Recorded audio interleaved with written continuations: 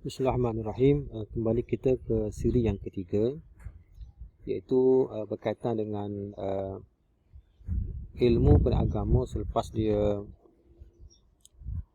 menjadi suatu ilmu yang mundur dalam dunia Islam, kemudian dia berpindah pula ke dunia barat. Idza kana al-muslimun fi 'unsur al-dhalam qad ihmalu qana adyan li sababin aw li akhar. Bila orang Islam di zaman kegelapan, zaman akhir khalifah Islam terdahulu, mereka mengabaikan ilmu ini dengan sebab-sebab tertentu yang kita sebut dalam siri yang sebelum ini.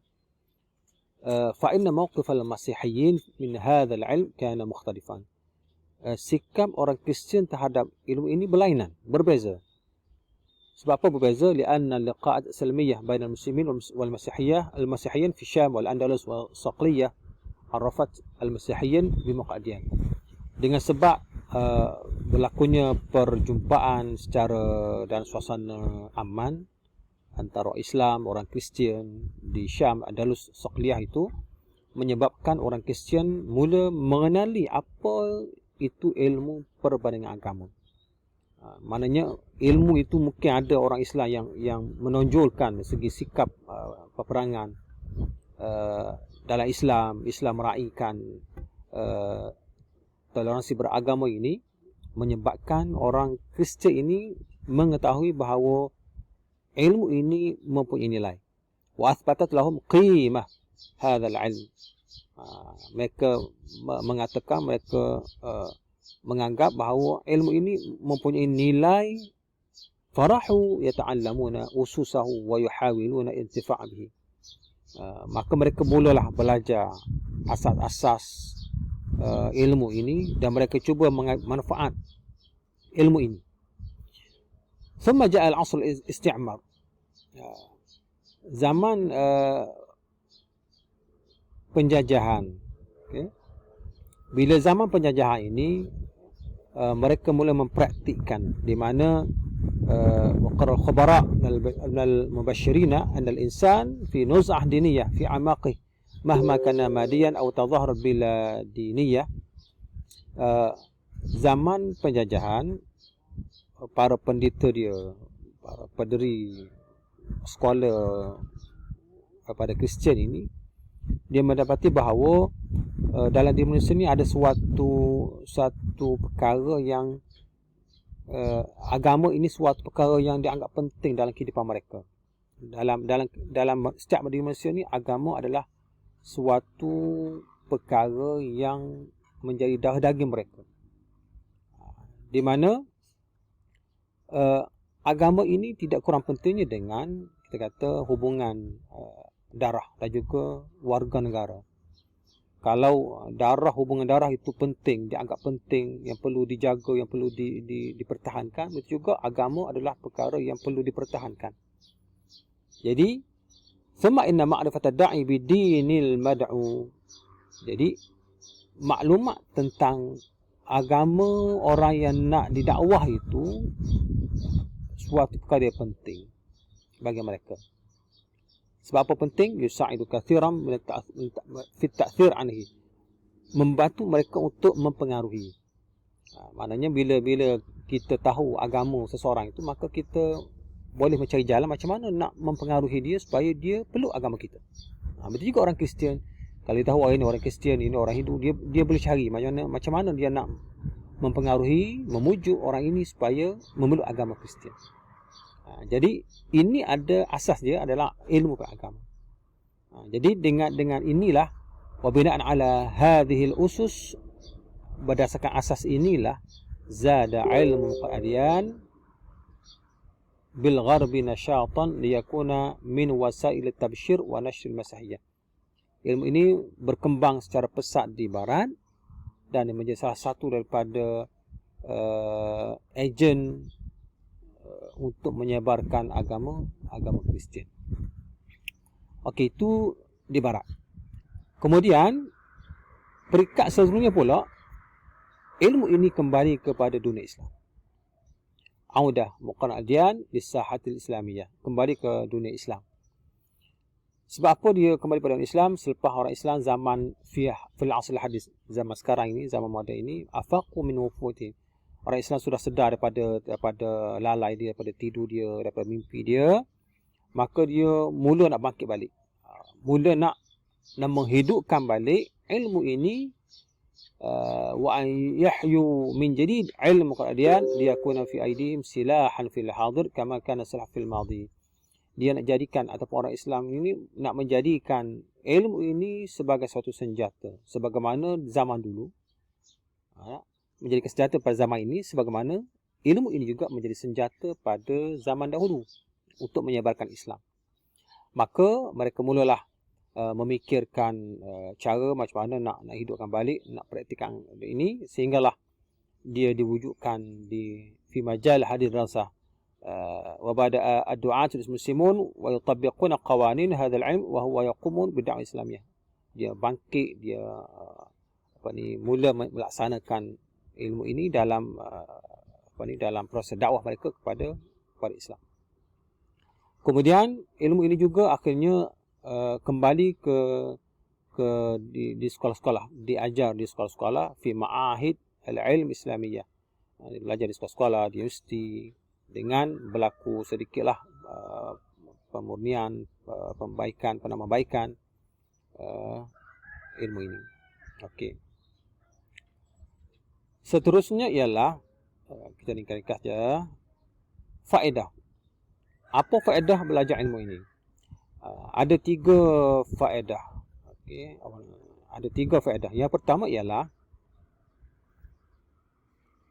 al-adyan min ba'in wahidin wallahu subhanahu wa ta'ala. Semua agama. Di sini semua agama ni bukan merujuk agama rekaan. Ini semua agama adalah agama samawi. Semua agama samawi dia adalah bersumberkan Allah SWT. Semua daripada Allah Ta'ala belaka. Dan wal Islam khatimatuha. Dan Islam adalah penutupnya. Wa lidzalika kana ashmal wa akmal. Maka Islam adalah lebih syumul, lebih sempurna berbanding dengan agama-agama samawi yang lain. Famin at-tabi'ati al-lahiq an yadhifa jadidan lis-sabiq. Menjadi suatu tabiat bahawa sesuatu yang datang kemudian itu dia akan menambah baik sesuatu yang telah lepas. Jadi Islam sebagai agama yang penutup, sudah pasti Islam akan menyelesaikan ataupun menambah baik agama-agama samawi yang terdahulu, kerana Islam adalah penutup. Maka wa ma'a anna al-diyan min Allah fa inna ta'ala a'ta ad-dawa' bi qadri taqatil marid. Allah Ta'ala menurunkan agama-agama ini, Allah Ta'ala memberi seumpama ubat kepada manusia, tetapi ubat ini adalah sekadar kemampuan pesakit. Maknanya Allah Ta'ala turun agama ini mengikut setakat mana keadaan pesakit tersebut ataupun kaum tersebut. Maka itulah dibawa ajar-ajaran mengikut kaum masing-masing, yang sesuai dengan zaman masing-masing. Maka Allah Ta'ala memberi kepada manusia ini minal huda wa taujih, memberi hidayat, ajaran-ajaran itu yang dapat ditanggung, yang mampu ditanggung oleh manusia.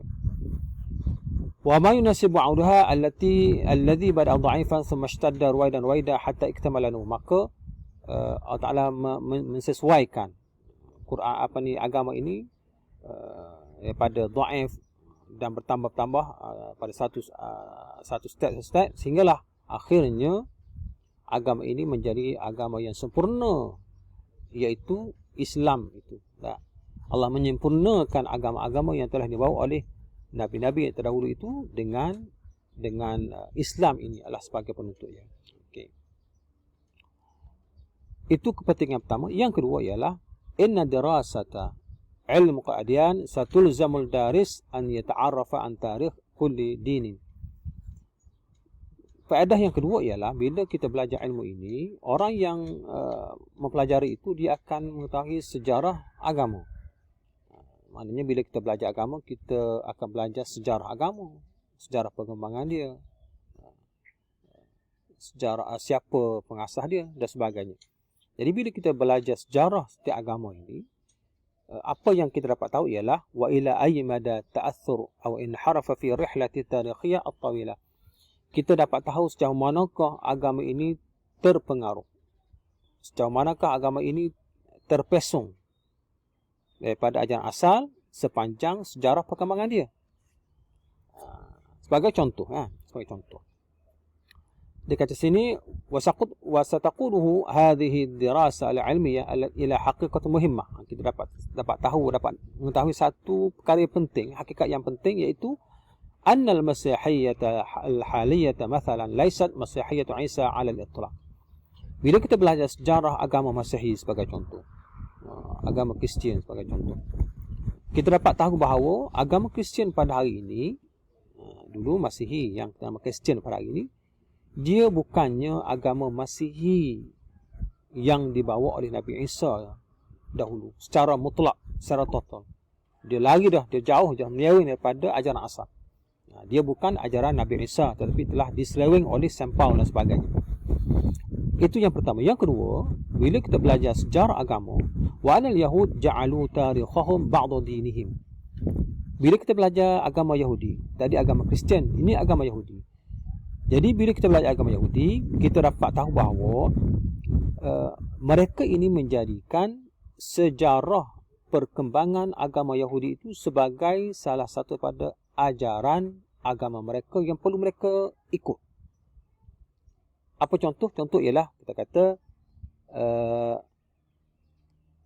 bangsa pilihan, Asy-Sya'bul Mukhtar ataupun the chosen people. Asy-Sya'bul Mukhtar ini bangsa pilihan, maknanya mereka kata mereka adalah agama pilihan. Mereka adalah bangsa yang dipilih oleh Allah. Sebab apa? Sebab ramai nabi-nabi yang diutus daripada golongan mereka, daripada Bani Israel. Mereka manusia yang paling lama hidup atas dunia. Mereka diberi mukjizat, diberi suatu keistimewaan, bukan mukjizat, satu keistimewaan oleh Allah Taala melalui nabi-nabi terdahulu. Jadi mereka menganggap mereka adalah bangsa yang dipilih oleh Allah untuk menguasai dunia, untuk menguasai manusia-manusia lain. Jadi sejarah inilah yang mereka letakkan dalam kitab Talmud, yang menjadikan ia sebagai suatu ajaran yang perlu diikuti oleh orang Yahudi. Dalam ajaran inilah mereka kata darah orang lain, bangsa lain pada Yahudi boleh dibunuh, harta orang lain boleh dirampas. Semua adalah hak mereka. Manusia yang selain pada bangsa Yahudi adalah khadam yang perlu menjadi khadam kepada mereka. Ini sejarah dalam agama Yahudi.